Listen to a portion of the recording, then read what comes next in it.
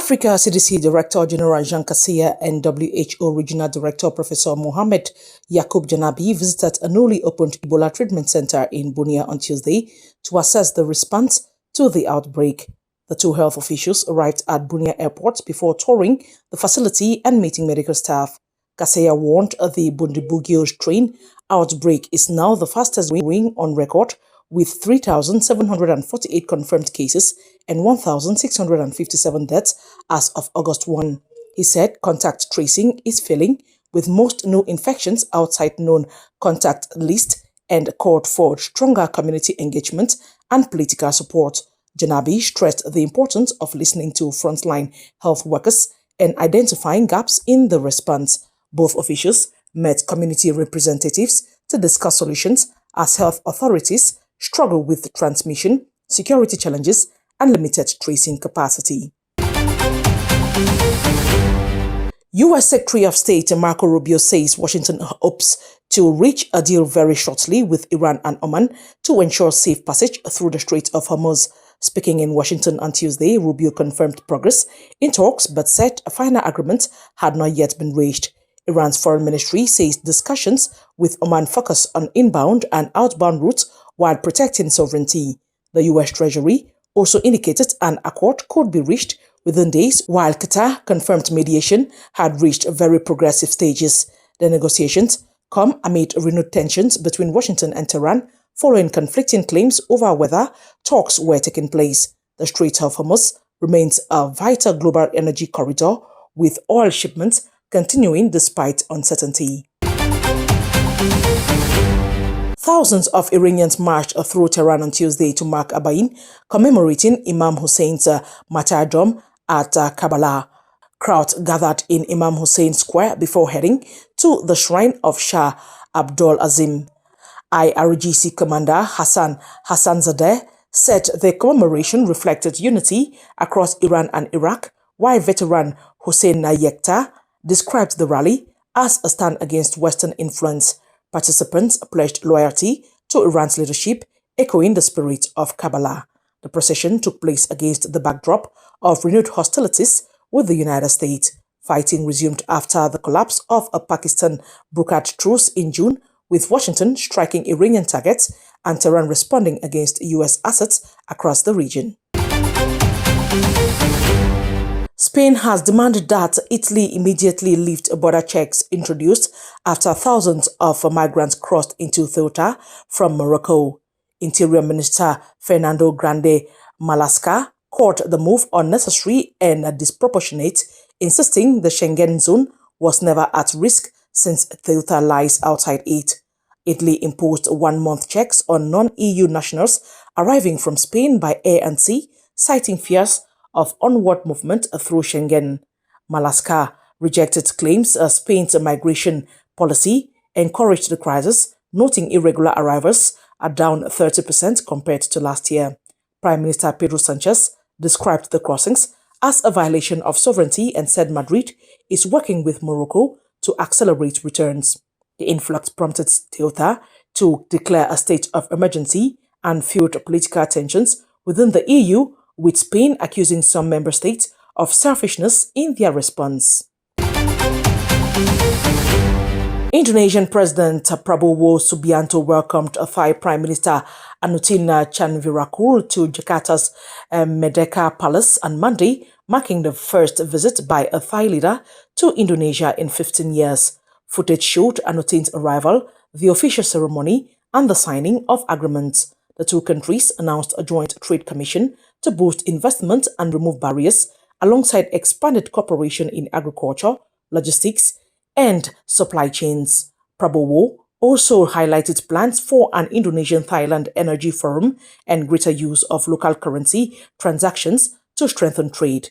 Anutin praised close defense ties, noting regular joint military exercises. His two-day visit also includes a foreign policy address to the ASEAN Secretariat, where he will outline Thailand's regional priorities ahead of its ASEAN chairmanship in 2028. Russian presidential aide Nikolai Patrushev says his visit to Brasilia will give a significant boost to Russia-Brazilian cooperation in both military and civilian maritime sectors. Patrushev met Brazil's top foreign policy advisor Sergio Amorim and Intergovernmental Commission co-chair Maria Laura da Rocha in the Brazilian capital on Monday. Patrushev highlighted growing relevance of maritime ties amid global turbulence and Western restrictions. Amorim emphasized Brazil's interest in joint projects, noting the importance of diesel and fertilizer imports and called for expanded trade. Talks also covered logistics, shipbuilding, and fisheries, and Patrushev meeting officials from Brazil's Ports and Airports Ministry and the Ministry of Development, Industry, Trade and Services. Both sides pledged to strengthen technological development and improve shipping efficiency. Russia's Pacific Fleet has begun large-scale exercises across the Sea of Japan, the Sea of Okhotsk, and the northwestern Pacific Ocean to strengthen defenses along the country's far eastern frontiers. Footage released Tuesday showed the Varyak missile cruiser departing Vladivostok alongside Bal and Bastion coastal missile units. According to the fleet's press service, the drills will involve around 60 ships and submarines, 30 aircraft and helicopters, and more than 13,000 personnel. The exercise, set to last several weeks, is described as the main event in the Pacific Fleet's operational and combat training program for 2026, underscoring Russia's focus on maritime readiness in the region. Russian President Vladimir Putin has announced sweeping reforms in the Ministry of Defense, reshuffling top military leadership to reflect lessons from the ongoing special military operation. Footage from Moscow on Tuesday showed Putin addressing senior officers as he confirmed no appointments. Alexander Sanchik, a former frontline commander, was named Deputy Defense Minister, while Valery Solochuk will oversee all rare services described by Putin as combat work. Andrei Ivanaev was tasked with leading a key grouping, with Peter Bogarev appointed commander of the Vostok unit. In a significant move, Denis Lyamin was chosen to head a newly created branch of unmanned systems troops.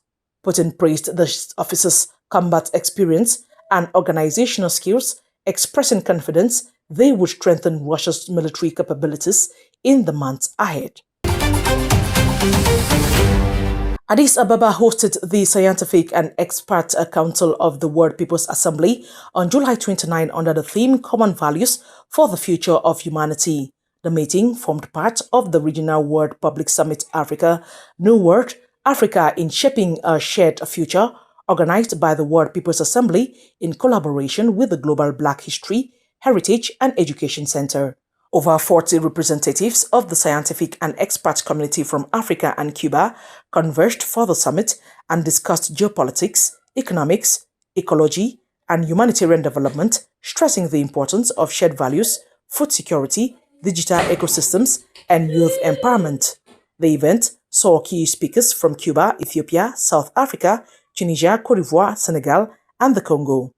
According to Alexander Ajif, chairman of the Scientific and Expert Council of the World People's Assembly, who is also the Director General of the International Research Institute for Management Problems and member of the Club of Rome, the session highlighted African heritage, sovereignty, and moral values as central to shaping a common future. Participants also reviewed 17 global initiatives from the Assembly, exploring how they could be adapted for Africa. The World Public Summit Africa that held in Addis Ababa recently hosted a roundtable on July 29 titled Economic Consciousness, the Missing Horizon of Pan-Africanism. Organized by the International Expert Club Globus, the session focused on economic integration, financial independence, and shifting mindsets toward sustainable development. Held in the Pan-African Hall of the UN Economic Commission for Africa, the event featured diplomats, civil society leaders, and researchers including Theodore Oboa and Dr. Michael Dimancho of Cameroon. Grounded in the philosophy of Ubuntu, I am because we are, the summit brought together over 2,000 representatives from all 54 African countries alongside international delegates, highlighting Africa's role in shaping a shared global future. On July 29, Addis Ababa played host to a roundtable titled NGOs in African Countries, the Invisible Force of Change, as part of the World Public Summit Africa, organized by the World People's Assembly with HSE University's Center for Civil Society Research. The event examined the non-profit sector's role in Africa's socio-economic development. Speakers from Ghana, Ethiopia, Russia, Kazakhstan, and other nations highlighted how NGOs drive progress in education, healthcare, youth empowerment, and women's rights, often filling gaps where government mechanisms are limited. Moderator Vyacheslav Ivanov stressed the need for systematic data to measure NGO impact, while participants agreed to form an international working group to develop new research methodologies. Recommendations will be presented at the Second World Public Assembly in Moscow this September, feeding into a broader dialogue on civil society and public diplomacy.